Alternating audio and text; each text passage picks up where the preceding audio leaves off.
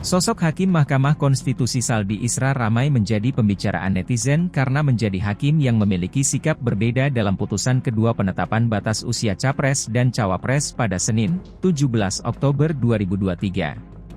Suara netizen tersebut seperti yang terlihat dalam unggahan akun Twitter Ekobe2, dengan menulis status, Saldi Isra, baru kali ini saya mengalami peristiwa aneh dan jauh dari batas penalaran yang wajar. Sebelumnya MK tegas ihwal usia wewenang DPR tapi berubah dalam sekejap.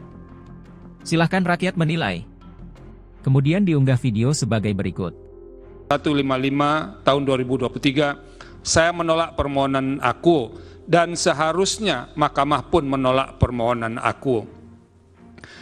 Menimbang bahwa terhadap norma yang termaktub dalam pasal 169 huruf Q Undang-Undang 7 2017, Amar Putusan Mahkamah Konstitusi nomor 90 tahun 2023 aku menyatakan persyaratan menjadi calon presiden dan wakil presiden adalah Q berusia paling rendah 40 tahun, dimaknai menjadi persyaratan menjadi calon presiden dan wakil presiden adalah Q berusia paling rendah 40 tahun atau pernah atau sedang menduduki jabatan yang dipilih melalui pemilihan umum termasuk pemilihan kepala daerah.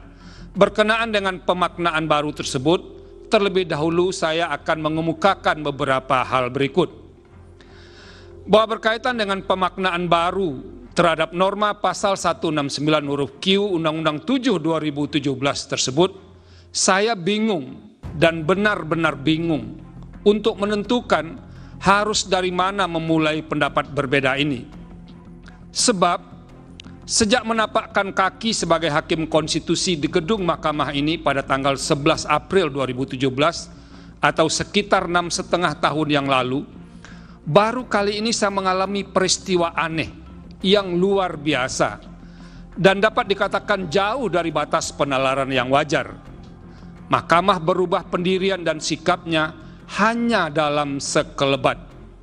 Sebelumnya dalam putusan Mahkamah Konstitusi nomor 29 5155 tahun 2023, Mahkamah secara eksplisit, lugas dan tegas menyatakan bahwa ihwal usia dalam norma pasal 169 huruf Q Undang-Undang 7 2017 adalah wewenang pembentuk undang-undang untuk mengubahnya.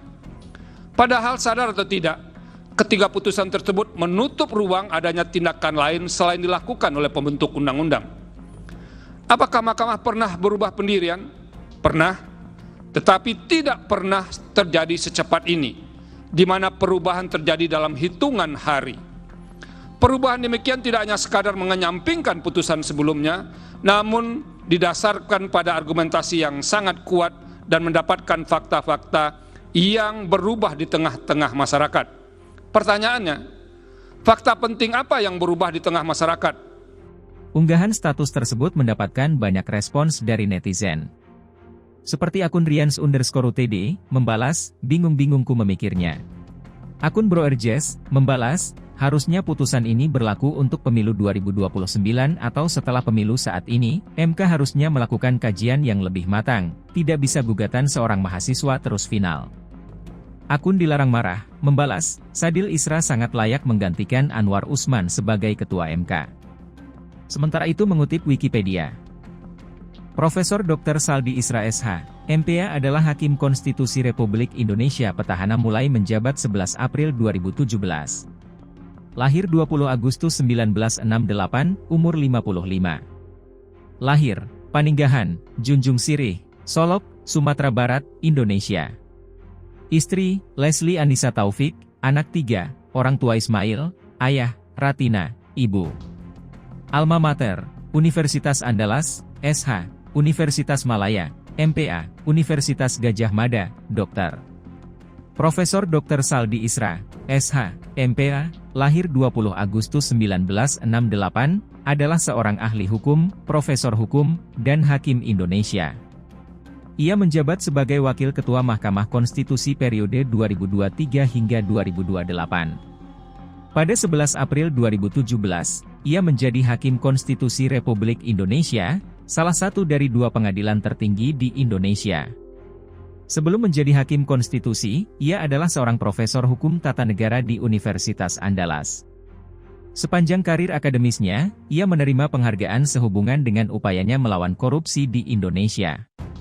Pada tanggal 27 Januari 2017, Mahkamah Konstitusi memberhentikan salah satu hakimnya, Patrialis Akbar, setelah ia ditangkap dan ditetapkan sebagai tersangka dalam kasus gratifikasi oleh Komisi Pemberantasan Korupsi.